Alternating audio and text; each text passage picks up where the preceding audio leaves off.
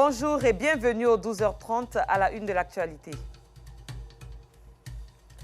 Le gaz d'échappement des voitures constitue une source de pollution de l'air. Cela impacte négativement l'environnement et la santé. Dans cette édition, nous reviendrons sur les risques liés à ce type de gaz. L'effondrement d'une mine dans le centre du Nigeria après de fortes pluies a fait un mort et au moins 30 personnes sont toujours bloquées sous terre depuis 4 jours. Soyez les bienvenus. Le gaz d'échappement des voitures, une véritable source de pollution, surtout dans les zones urbaines. Il affecte la qualité de l'air et cela reste une préoccupation tant au niveau de l'environnement que pour la santé. Avec Fedana Yeo et Ido Georgette Fofana, faisons un zoom sur ces véhicules qui émettent ce type de gaz. Chaque jour, ce sont des milliers de véhicules qui circulent à Abidjan.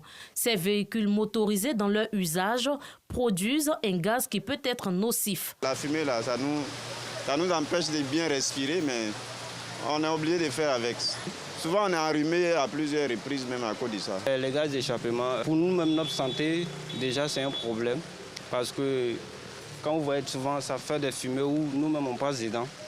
Tout ça, en respirant, ça peut causer un problème de santé. Aussi, pour déjà nos mamans et autres qui vendent au bord de la route, donc ces gaz, on va dire, qui se mélangent un peu avec la nourriture. Déjà, en consommant aussi, ça peut constituer un problème de santé pour nous. Outre les impacts sur la santé, le gaz d'échappement des voitures a des conséquences dévastatrices sur l'environnement. Selon l'Agence parisienne du climat, le CO2 contenu dans ce gaz contribue significativement à l'effet de serre et au changement climatique. Pour certains usagers de la route, l'entretien constant des véhicules doit être une priorité pour les propriétaires. Je peux dire aux automobilistes de faire régulièrement les vidanges de leurs voitures. Parce que quelquefois, on retrouve les voitures qui sont déjà dépassées, mais qui sont en ville et qui roulent. Bon, ça pollue l'air, il va de la santé de tout le monde. Il faudrait aussi que nous puissions adopter l'attitude de transport en commun. Mais cela nécessite un investissement de la part de l'État pour mettre à disposition des moyens de déplacement en commun. Ça aussi demande du citoyen d'avoir une modestie dans son déplacement en privilégiant les moyens les moins polluants comme le vélo et éventuellement avec les nouvelles technologies, pourquoi pas se pencher vers les véhicules électriques. Selon l'Organisation mondiale de la santé, OMS, la pollution de l'air est responsable de millions de décès prématurés chaque année. Les sachets plastiques restent toujours vendus dans les boutiques et autres lieux en dépit de l'interdiction par le gouvernement. Avec la saison des pluies, ces sachets plastiques ont envahi les caniveaux, les rues et certains espaces verts. Notre reporter Perpétue Pan s'est rendu dans certains endroits de la ville d'Abidjan pour constater leurs effets néfastes sur l'environnement. Son reportage est commenté par Assitan Diarra. Des sachets plastiques aux abords des rues, dans les caniveaux, dans les espaces verts du district autonome d'Abidjan. Non biodégradables, ils polluent l'environnement et impactent négativement la santé des populations. Bien qu'un décret de 2013 interdise leur fabrication, commercialisation et utilisation, ils continuent de faire partie du quotidien des populations. C'est le cas de cette vendeuse. Nous, on a trouvé ça sur le marché et puis les gens vendent et puis bon, ils vendent, les clients aussi demandent. Quand ils payent de l'eau, ils disent qu'il faut mettre dans le sachet. Et c'est pour ça que nous aussi on paye pour vendre avec. Ce vendeur de sandwichs, lui, utilise des papiers biodégradables pour respecter le décret de 2013. On dit que les sachets, c'est pas bon. Au lieu d'utiliser les sachets biologiques, ça va bouger les caniveaux. Et à ça, on prend les papiers sandwich. Les gouvernements ne cessent de multiplier des actions pour amener les populations à se défaire des sachets plastiques. Les sachets plastiques sont dans l'environnement. Parce que c'est là que nous les avons déposés. Avec la saison des pluies, les pluies vont les drainer alors et les entasser. Et ça rend beaucoup plus visible la dégradation de notre environnement par les sachets plastiques. Parce que les sachets plastiques ne sont pas là où ils devaient être. L'érosion engendre vraiment le rassemblement de tous ces sachets et qui vont obstruer le plan d'eau lagunaire qui est envahi par le plastique. La pollution plastique, elle est palpable en Côte d'Ivoire et elle est réelle, elle dénature notre environnement. Il faut faire quelque chose pour ça. Et en tant que directeur du Centre ivoirien anti-pollution, c'est une peine pour nous de regarder que notre environnement est envahi par le plastique. Et pourtant, c'est une matière qui ne se dégrade pas dans l'environnement, qui peut perdurer pendant plus de 400 ans et causer ce qu'on peut appeler des désastres écologiques sur nos milieux récepteurs et s'en suivra des impacts sanitaires. Donc il faut y faire quelque chose. C'est l'application stricte de ce décret. Et nous allons y atteler. Lors d'un atelier initié le 16 mai dernier par le ministère de l'Environnement par les biais du CEAPOL, les recommandations suivantes ont été faites, notamment la mise en œuvre des mesures de répression prévues par les décrets, la création d'une police environnementale pour le contrôle et la répression, les renforcements des mesures de contrôle aux frontières. La Journée mondiale de l'environnement a été initiée par l'Assemblée générale des Nations unies.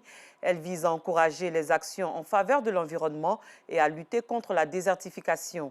Avec Georgette Ido-Fofana, voyons comment cela est mis en évidence. La restauration des terres, la lutte contre la désertification et la résilience à la sécheresse, c'est sur ce thème que le monde entier célèbre ce mercredi 5 juin la Journée mondiale de l'environnement. Une journée pour encourager la sensibilisation. Toutes nos excuses pour ce désagrément.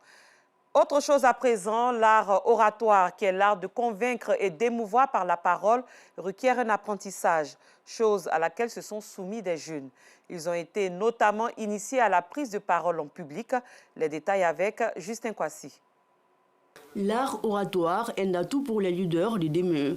Pour réussir ce challenge, ils peuvent compter sur Toastmasters International. Ce concept se présente comme un cadre d'apprentissage pour ces adeptes de la prise de parole en public. Le club Agora de la commune du Plateau s'illustre par une session de fin de mandat portant sur l'art de la parole. Cette session a eu plusieurs articulations. Nous avons fait un bilan moral. Aujourd'hui est un jour spécial puisqu'il marque l'élection des officiers du nouveau bureau. Avant l'élection des officiers, il a paru opportun pour le club de tenir une session de formation où plusieurs orateurs se sont préparés à écrire des discours inspirants qui sont venus nous impacter. Nous avons eu droit à un entretien d'embauche que j'ai eu l'honneur de conduire également avec un membre. Nous avons eu droit également à un plan de communication qui a été édifié par la future présidente. Cet atelier de formation est une lucarne pour les jeunes membres de ce club de s'illustrer à travers des discours. On se sent libéré parce que ce sont des jours de préparation. On prépare ces discours, on veille, on bosse, on répète à plusieurs reprises. On se sent libéré, on voit un peu la joie comme un vent glacial qui nous souffle et on espère s'abonner pour des prochains discours. Les acquis des apprenants sont appréciés par leurs pairs. Notre méthode Toastmaster est basée sur l'accompagnement, sur le mentorat, sur le coaching. On ne grandit pas tout seul à Toastmaster, c'est ensemble, en partageant les expériences. Je suis satisfaite du niveau des participants. D'abord, je vois que les générations se renouvellent. Mais malgré ce renouvellement, je sens que le niveau avance. Les phobies et les craintes obsessionnelles de beaucoup de personnes, sinon la plupart des personnes, c'est de devoir prendre la parole devant un public dès qu'il atteint un certain nombre de personnes. Nous apprenons à dominer le trac. Premier club Toastmaster en Côte d'Ivoire et en Afrique francophone, le club Agora se réunit 2 fois par mois dans le but de former les futurs champions de la parole. Le mardi 4 juin 2024, l'ambassadeur du Royaume d'Arabie Saoudite en Côte d'Ivoire était à l'aéroport international Félix Houphouët-Boigny. Le diplomate saoudien, à la veille des 2 derniers vols du contingent étatique, est allé féliciter et encourager le personnel saoudien pour le travail abattu, mais aussi encourager les futurs pèlerins ivoiriens qui accomplissent le 5e pilier de l'islam. Saad bin Al-Khatami a aussi profité de l'occasion pour saluer la parfaite organisation du Hajj en Côte d'Ivoire sous le leadership du président de la République, Alassane Ouattara. Pargassoro connaît de Madongui. Terminal 2 de l'aéroport international Félix Houphouët-Boigny. Il est un peu plus de 21 h.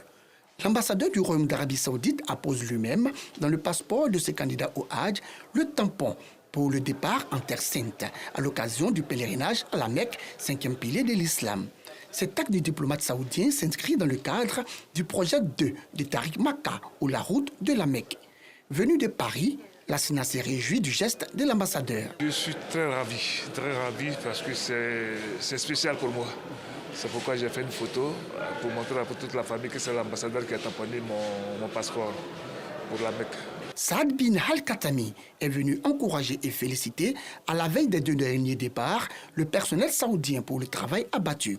Il a également apprécié la complicité exemplaire entre le personnel venu de l'Arabie Saoudite et les responsables et membres du commissariat du Hajj.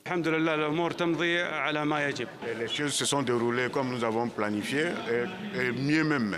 Nous sommes en train de suivre l'exécution de la route de la Mecque 24 heures sur 24 pour nous rassurer de la bonne marche. Et Dieu merci, les choses se fassent comme il se doit. Les futurs pèlerins ont eux aussi reçu les encouragements de l'ambassadeur du Royaume d'Arabie Saoudite en Côte d'Ivoire. Saad bin Al-Khatami a saisi l'opportunité pour saluer les bonnes relations d'amitié et de coopération entre son pays, l'Arabie Saoudite, et la Côte d'Ivoire. Il a également exprimé sa gratitude aux autorités ivoiriennes. À leur tête, le président de la République, Alassane Ouattara. Les relations entre l'Arabie Saoudite et la Côte d'Ivoire ont débuté depuis 1980. Et Dieu merci, ces relations se sont renforcées davantage, notamment après l'accession de monsieur le président de la République, Alassane Ouattara, à la magistrature suprême en Côte d'Ivoire. Nous assistons au développement constant dans tous les niveaux. Et l'initiative La Route de la Mecque fait partie des fruits de cette coopération entre les deux pays. Ces rappeleurs des dieux, le cœur plein de joie, ont salué cette visite du diplomate saoudien avant de traduire toute leur reconnaissance au chef de l'État. C'est un honneur que son Excellence, Monsieur l'ambassadeur, vienne nous voir, s'enquérir de comment nous allons. Nous constatons qu'il y a une très bonne relation entre la Côte d'Ivoire et l'Arabie Saoudite. C'est à saluer. Je suis très content. Et j'ai vu l'ambassadeur aussi, son travail qu'il a fait. Ils ont fait beaucoup d'efforts. Vraiment, on les remercie beaucoup. Et on prie pour eux, on prie pour la nation, on prie pour le président Alassane Ouattara. Distribution de bouquets et de fleurs, séances photos, invocations. Des moments forts qui ont également marqué cette visite de l'ambassadeur du Royaume d'Arabie Saoudite en Côte d'Ivoire au personnel saoudien et aux candidats au Hajj du contingent étatique à l'aéroport international Félix Houphouët-Boigny de Port-Boué. En sport handball, on s'intéresse à la 7e journée du championnat national. Une rencontre entre Abidjan Handball Club et Bandama Handball Club que nous relate Véronique Okonon du service autonome des sports. La bataille entre Abidjan Handball Club et Bandama Handball Club a été une rencontre à suspense durant les 60 minutes de jeu. Le début de la rencontre a vu les deux équipes se débattre pour ouvrir le score. Abidjan Handball Club met une défense de zone en place pour empêcher Bandama Handball Club d'atteindre la gardienne Soumaoro Sharifa. De son côté, dans une défense 1-5, les reines de la Niébitiassa empêchent la demi-centre Animel Nemba de se positionner. Bandama prend les devants sur un but de son arrière-gauche et Yanga Claudia. Bandama accumule des fautes et écope de plusieurs pénalités. Ces insuffisances lui font perdre la première mi-temps, 13-15. À la reprise, Bandama Handball Club prend de l'avance, mais l'avant-centre de Abidjan Handball Club, Animel Nemba, trouve la parade pour marquer et permettre à son équipe de remonter au score. La précipitation dans le jeu des filles du président Prégnon Hippolyte leur porte préjudice. Les dernières minutes sont décisives. Abidjan Handball Club perd sa sérénité et fait des erreurs. À égalité 26-26, à la 28e minute, Taoré Makoura donne de l'espoir à son équipe qui se repositionne, mais Abidjan Handball Club se fait rattraper sur un but de Bléou Solange, 27-27, au coup de sifflet final. L'objectif premier est d'abord de gagner tous nos matchs qui nous restent. Nous ne connaissons pas encore notre adversaire du carré d'as, dont nous préparons les matchs au fur et à mesure. Les filleuls du coach Siaka Kofi perdent la première place. Elles occupent désormais la deuxième place avec 17 points. À l'étranger, dans l'état du Niger, au centre du Nigeria, après de fortes pluies ce dimanche, l'effondrement d'une mine a fait un mort et au moins 30 personnes sont toujours bloquées depuis 4 jours. Il s'agit d'employés qui y travaillaient. Une opération de sauvetage a permis de secourir 7 victimes. Les opérations se poursuivent à l'aide d'excavatrices, mais la zone reste difficile d'accès pour les secours. En cause, l'insécurité du district de Chiroro, dans lequel se trouve la mine. Plus loin en France, ce 6 juin marque les 80 ans du débarquement des forces alliées en Normandie. À cette occasion, plusieurs cérémonies sont organisées sur le littoral en présence de nombreux chefs d'État et de gouvernement, mais aussi de vétérans. Le président français Emmanuel Macron a rendu hommage aux 1465 Britanniques tombés pendant le débarquement. Et voici qui met un terme à ce journal. Merci de votre attention. Très bon début d'après-midi en compagnie des programmes de RTI2.